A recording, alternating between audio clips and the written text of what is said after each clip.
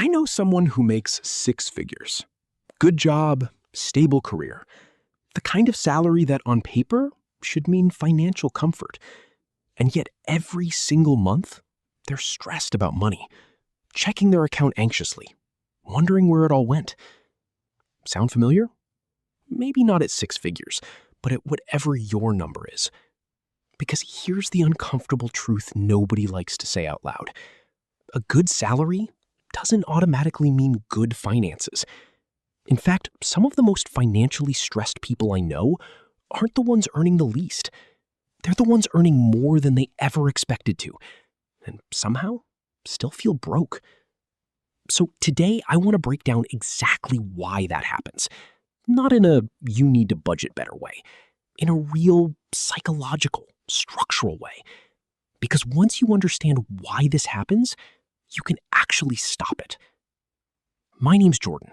If you've ever felt like your income went up, but your stress never went down, hit the subscribe button and give this video a thumbs up if this helps you out. All right, let's start with the core reason this happens.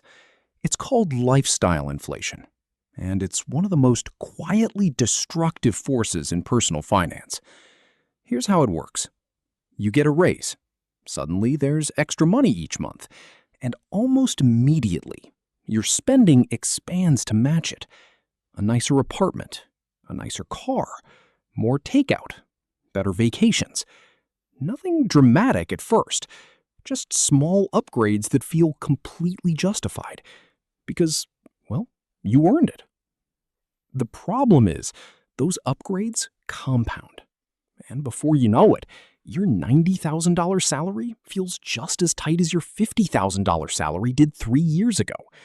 Not because you're spending recklessly, but because your spending quietly expanded to absorb every single dollar of increase. This is the part most people don't realize. Lifestyle inflation isn't really about bad decisions. It's about invisible decisions. Each individual upgrade feels small and reasonable in the moment. Nobody sits down and consciously decides to stay financially stuck. It just happens, one reasonable seeming choice at a time. Now, here's where it gets really interesting. Research on income and happiness shows something surprising. Beyond a certain income threshold, additional money provides diminishing returns on actual life satisfaction. But spending almost never plateaus the same way. Income caps out emotionally. Spending doesn't cap out structurally, and that mismatch is exactly where people get stuck. Let's talk about the second major reason, reference point creep. Humans don't evaluate their financial situation in absolute terms. We evaluate it relative to where we used to be, or relative to the people around us. This is called the reference point, and the problem is, your reference point moves constantly. When you were earning less, a $40 dinner felt like a treat. Once your income rises, that same $40 dinner starts to feel almost mandatory, even unremarkable. Your brain recalibrates what feels normal based on your current situation, not your actual financial goals. So even as your income grows, your sense of enough grows right alongside it. You're never quite catching up to your own expectations, because those expectations are a moving target. This is why someone earning $40,000 can feel financially secure, while someone earning $120,000 can feel constantly behind. It's not about the number.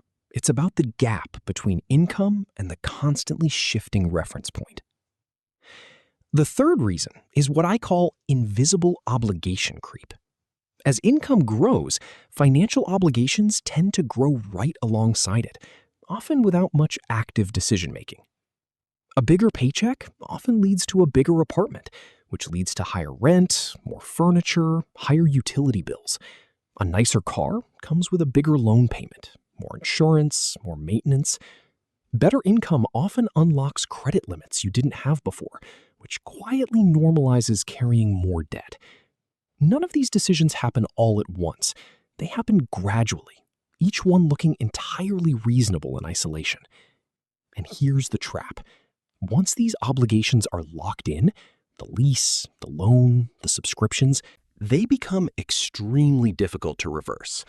Lifestyle is easy to expand and painful to contract. So even when people want to course correct, the structural costs are already baked in. Now, let's talk about the fourth reason. And honestly, this might be the most important one: the absence of a savings rate target. Most people don't have a specific percentage of income they're committed to saving. They have a vague intention to save more eventually. And vague intentions almost never survive contact with rising income. Because without a clear target, extra income defaults to extra spending. There's no competing claim on that money, so spending wins by default.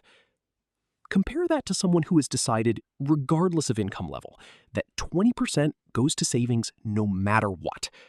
When their income rises, their savings rises proportionally too. Their lifestyle still improves, just not at the same rate as their income. That gap between income growth and lifestyle growth is exactly where wealth gets built. So let's bring this all together, because there's a pattern here. Lifestyle inflation expands spending. Reference point creep keeps your sense of enough perpetually out of reach. Invisible obligation creep locks in higher fixed costs. And the absence of a savings target means rising income has nowhere productive to go. Individually, each of these seems harmless. Together, they explain almost perfectly why people earning significantly more than they used to can still feel financially stuck, sometimes more stuck than before.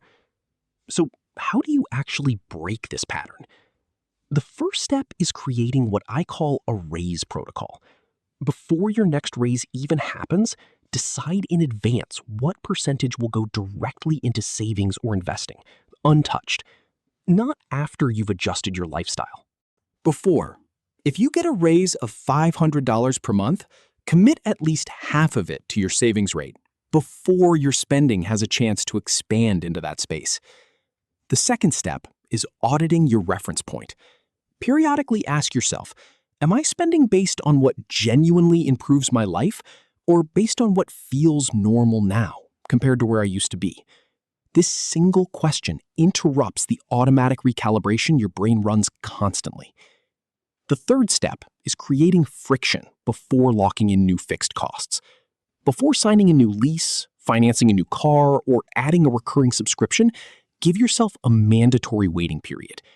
Not because the purchase is necessarily wrong, but because fixed costs are sticky, and sticky costs deserve more deliberation than impulse purchases ever did. The fourth step is setting an actual savings rate target, independent of income. Not, I'll save whatever's left, a specific number. Even if it starts small, the goal is consistency, not perfection. As income rises, that percentage stays locked in, and your savings rise automatically alongside your earnings instead of getting absorbed by lifestyle. Here's the part that surprised me most when I started applying this. None of this required earning less or living a noticeably smaller life. It just required catching the invisible decisions before they became permanent fixtures. Because the real issue was never the salary.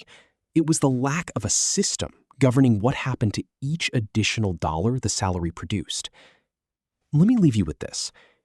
Money problems at higher incomes rarely look like money problems. They look like normal life. A slightly nicer apartment, a few more conveniences. Nothing dramatic. But normal accumulates. And without a clear system, normal expands to absorb every dollar you make, no matter how much that number grows over time. The people who build real financial security aren't always the highest earners. They're the ones who decided, at some point, that rising income would fund their future instead of quietly funding an ever-expanding version of the present. If this resonated with you, hit subscribe. And I want to know, have you noticed your spending creeping up alongside your income, even without really deciding it should? Let me know in the comments, because recognizing the pattern is always the first step to breaking it.